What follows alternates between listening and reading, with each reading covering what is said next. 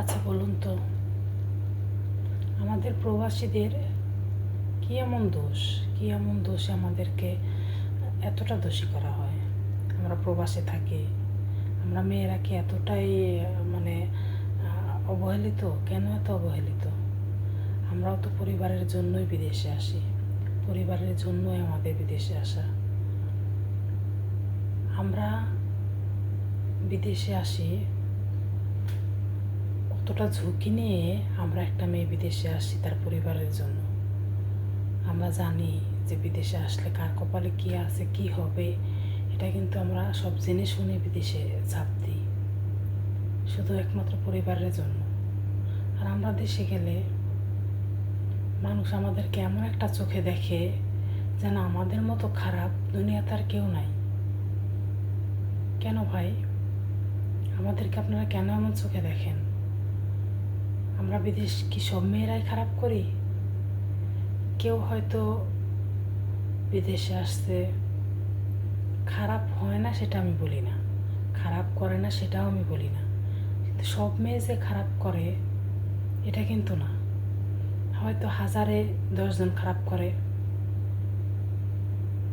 আমরা যে মেয়েগুলো বিদেশে এত কষ্ট করে কাজ করে উপার্জন করে দেশে যাই, আমাদেরকে আপনারা প্রায় প্রত্যেকটা মেয়েদেরকেই, প্রবাসী মেয়েদেরকে এমনভাবে আপনারা দেখেন যেন আমরা এতটাই খারাপ করে ফেলাইছি, আমাদেরকে মেনে নেওয়া অসম্ভব।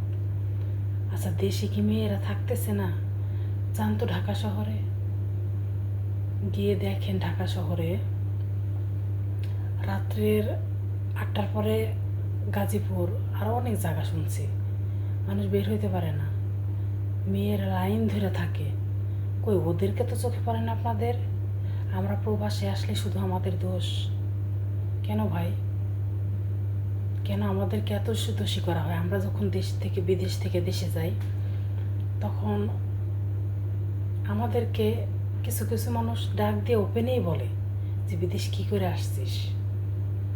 কেন, আমাদের কি দোষ?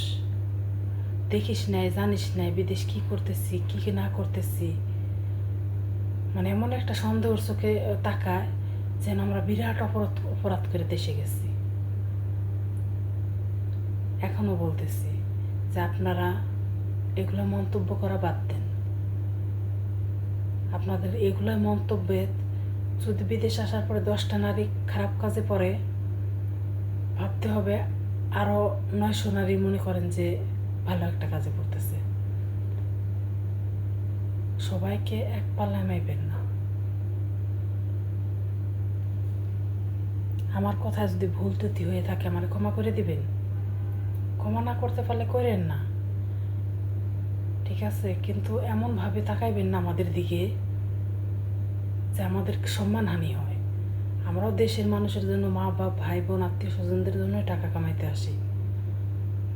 দেশে আপনাদের মতো পুরুষদের জন্যই আমরা অবহেলিত।